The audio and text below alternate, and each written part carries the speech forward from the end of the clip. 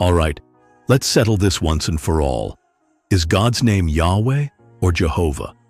I mean, if you've ever opened a Bible, listened to a hymn, or even just had a deep talk with someone about God, you've probably heard both names thrown around. But which one is correct? And more importantly, why does it even matter? Stick with me, because what I'm about to share will blow your mind.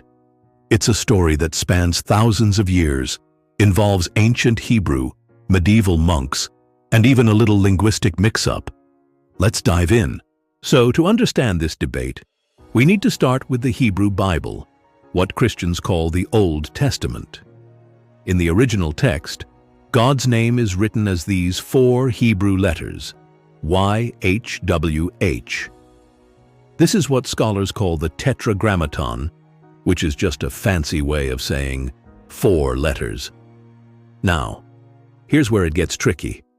Ancient Hebrew didn't have vowels, only consonants. That's right. Imagine reading without any A's, E's, or O's. You'd have to know the words from memory to pronounce them. And that's exactly what the ancient Israelites did.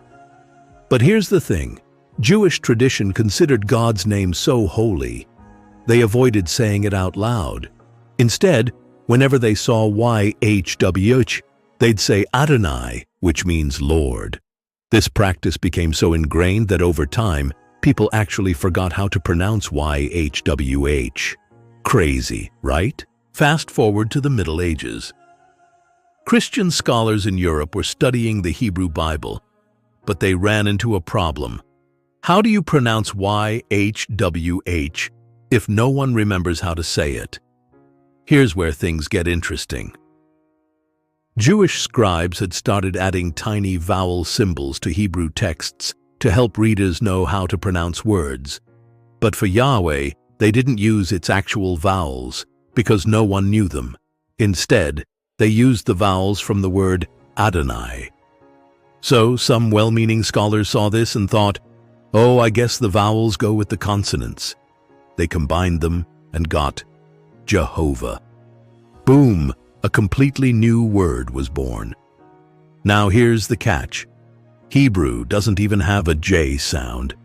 That's a quirk of Latin and later European languages, like English and German. In Hebrew, it's more of a Y sound. So Jehovah is, well, a bit of a medieval misunderstanding. So, if Jehovah isn't right, what about Yahweh? Well, most scholars today agree that Yahweh is the closest reconstruction of how YHWH might have been pronounced in ancient times. It comes from the Hebrew verb haya, which means to be or to become. Think back to that famous moment in the Bible when Moses asks God, "What's your name?" And God replies, "I am who I am." That's the essence of Yahweh, God as the eternal self-existent one. Pretty powerful, right? And it's not just scholars who prefer Yahweh. Archaeological evidence like inscriptions and ancient writings also support this pronunciation. It's like piecing together a 3,000-year-old puzzle. Okay, so now you're probably thinking, cool history lesson, but why should I care? Great question. Let me break it down. First, using Yahweh respects the original context of the Bible. It's about getting as close as possible to the name God revealed to his people. For people who study Scripture, that's a big deal. Second, it clears up misconceptions. Jehovah isn't a bad name, but it's not historically accurate. It's kind of like calling a burrito a sandwich. Technically, they're both food, but one of them doesn't really fit. And finally, it connects us to the ancient faith of the Israelites. When you say Yahweh, you're saying the same name that Abraham, Moses, and David might have used. It's a way of stepping into their world and understanding God as they did. Now, to be fair, not everyone agrees. Some Christian traditions, like the Jehovah's Witnesses, still use Jehovah because it's familiar and tied to their beliefs. And let's be honest, Jehovah is deeply embedded in Western culture. Think of hymns like "Guide Me, O Thou Great Jehovah," or even pop culture references. But if you're looking for linguistic accuracy and historical context, Yahweh is the way to go. It's not about erasing Jehovah, but about understanding where it comes from and why it might not be the best fit. So, what's the verdict?